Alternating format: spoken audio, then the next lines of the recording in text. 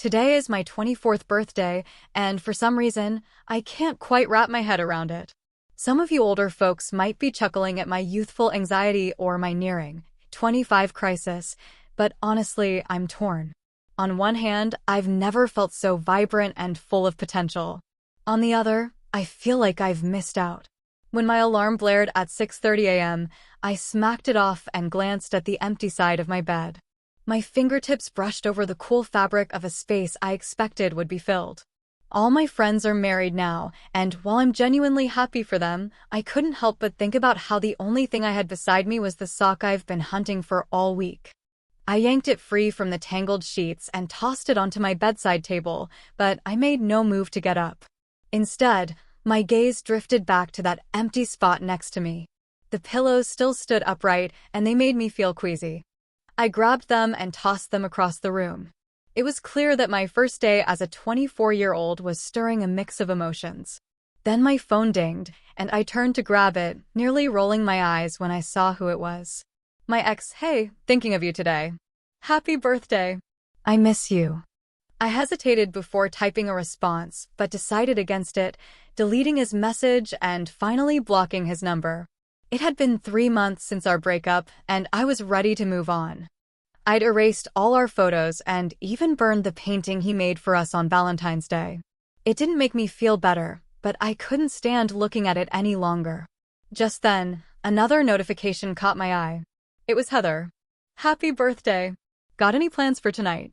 No, but I'm thinking of delaying any celebrations you have in mind, I replied, half joking. She quickly responded, urging me to get excited. Come on, it's your birthday. You must have a secret coffee date or something.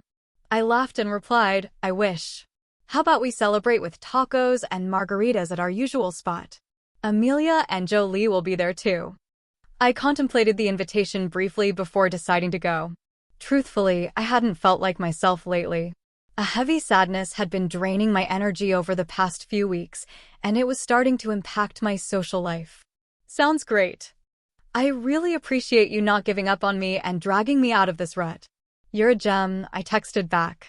Heather sent a few heart emojis in response, and then shared a photo of some quirky birthday candles she'd found on Etsy. I know you like spooky stuff, so I thought you'd enjoy these. I'll put them on your cake tonight. I focused on the image. It was a small wooden box labeled Wishing Candles with a warning beneath, for one wish only, don't tell anyone what you wish for, or it will go sour. I chuckled and replied, these look like a silly gimmick, but they're adorable. Thanks.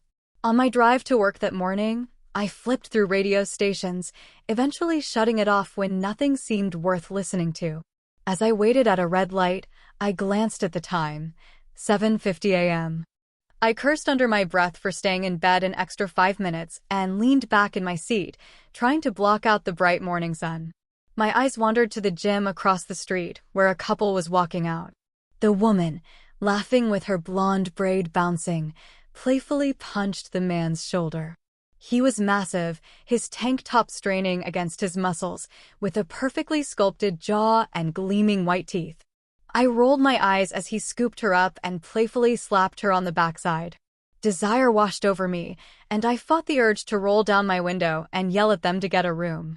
Just then, the light turned green, and I realized I'd been staring like a creep.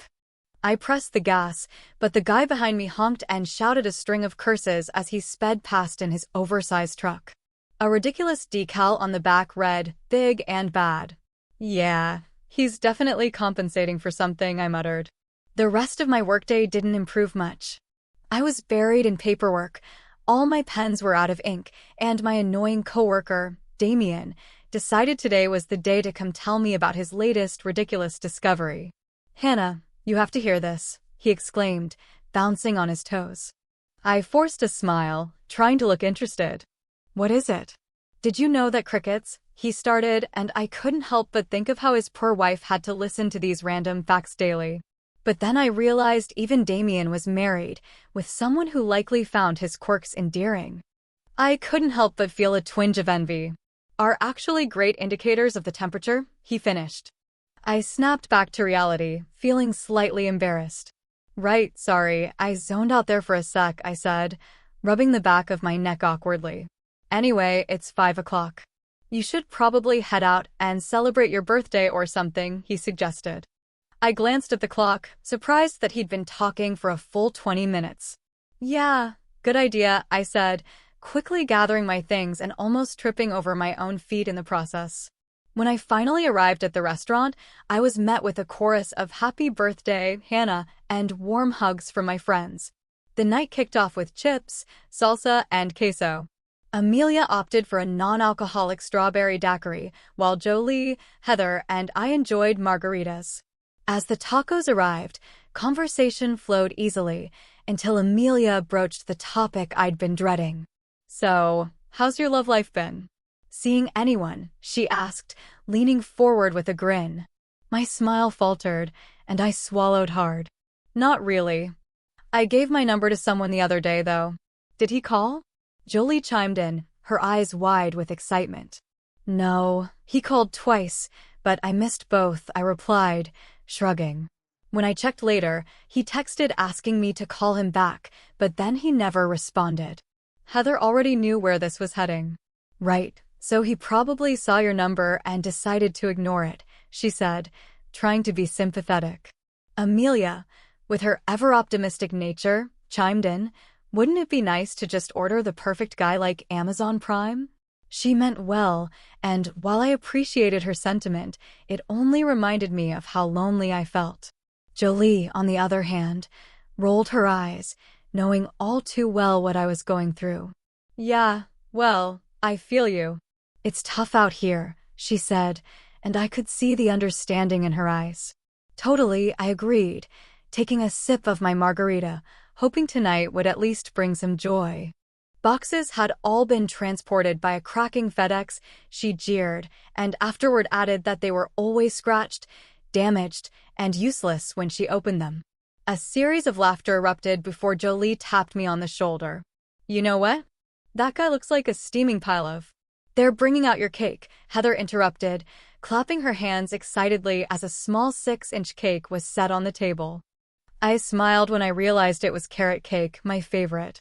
As the three of them broke into an off-key rendition of Happy Birthday, I nearly slid under the table, but ended up laughing at their terrible singing. Heather then slapped the tabletop and raised a hand. Wait for the candles. I almost forgot about them as she rummaged through her purse. We all stood in anticipation until she finally pulled them out and Jolie and Amelia helped her place all 12 on the cake. After the server lit them and winked at us, he headed back to the kitchen. Heather turned to me. Make a wish. A part of me thought it was silly, but another part whispered that if there was even a chance the candles worked, I should make it worthwhile. So I took a deep breath, closed my eyes, extinguished the candles, and wished, please send me a partner who is loving, kind, loyal, my other half. When I got home that night, I stumbled out of my heels and untucked my shirt, feeling a bit tipsy from the shots I had at the bar. All I wanted was to curl up in bed and crash after changing into my PJs. I didn't think about the wish again until I heard the doorbell ring. Rubbing my eyes, I glanced at the clock, 11:11. Who could be at my door at this hour? As I crawled up, I peeked through the blinds and my forehead furrowed when I saw an Amazon truck parked in my driveway. Wow, I knew Amazon was dedicated, but this was something else. I grabbed my robe from the back of the bathroom door, wrapped it around myself, and slowly opened the front door, my curiosity piqued by the large box standing upright before me. Hi, I'm so sorry for the late delivery. This was supposed to be same-day delivery, and we nearly missed it. The delivery guy chuckled awkwardly, handing me a clipboard and pointing to the dotted line. Are you Hannah Hoffman? I rubbed the sleep from my eyes and quickly signed. Do you need help bringing this inside? It's pretty heavy. I hesitated, looking at him, then said, that's okay. I'll manage. With a salute, he headed back to his truck and drove off. I attempted to drag the box into my living room but struggled. It was heavier than I had anticipated. Suddenly, I regretted not asking for help. Once I finally got it inside, I stood there, confused and curious. This box had to be at least 6 feet tall, and I hadn't ordered anything, let alone something this big. Maybe it was a surprise from one of the girls, but in my tired state, I couldn't muster the energy to care. I decided to open it in the morning and headed to bed. When my alarm went off at its usual odd hour, I jolted awake, feeling something warm and solid pressing against my back. I froze as a large hand slid out from behind me, silencing the alarm before wrapping around my waist. "Good morning," a deep voice murmured, his breath warm against my skin as his lips brushed my head. A sharp breath escaped me, and my heart raced. "Who are you?" I stammered, my voice shaky. He chuckled, a deep, rich sound. "You don't remember?" Realization hit me, and I felt a mix of confusion and shock. This was exactly what I had envisioned when I made that wish last night. Dark hair, sharp features, and icy blue eyes focused on me with a mischievous glint. His lips curved into a grin. "Wait," I began, trying to piece together what was happening. Did you come home from the bar with me last night?" A blush crept up my cheeks as I realized how hazy my memories of the night were. "It's all kind of a blur." He tucked a strand of hair behind my ear, his amused expression melting my anxiety. "Unless the bar was disguised as an Amazon Prime truck, I don't think so," he replied. That's when it struck me, the box. I stared at him in disbelief. "No way. You've got to be kidding me." Shaking his head, he pointed to his chest, revealing a tattoo of sorts. I leaned closer, my fingers brushing over the lettering as I read, "Made in Texas." With a push, I broke free from his embrace and ran into the living room. The box had exploded, packing peanuts scattered everywhere. "You must be joking." My feet patted across the hardwood floor as I picked up the delivery information lying next to the box, scanning it in disbelief. "Thank you for your order from." In Texas, where anything can happen, I felt him approach from behind, his arms enveloping me in a warm embrace. The paper I'd been holding slipped from my hands and fluttered to the floor. "What's wrong, darling?" he asked, his voice like velvet, almost hypnotic. But my instincts were screaming for me to move. Warning bells sounded in my mind, and then I felt it. Cold metal pressed against the skin of my throat, and I froze in shock, helpless against the blade. All I could do was plead. "Please, don't do this," I whispered, glancing down at the fallen paper. A name stood out, staring back at me. "Renegade," I murmured. I asked him to put down the knife, but he only laughed, grabbing a fistful of my hair and tilting my head back so I looked up at him. "Say my name again," he growled. My lips quivered and I whispered, "Why? Why are you doing this?" But he just smiled wickedly. "Do you remember the instructions on that box of candles, sweetheart?" His voice was dark, menacing. I racked my mind, trying to recall.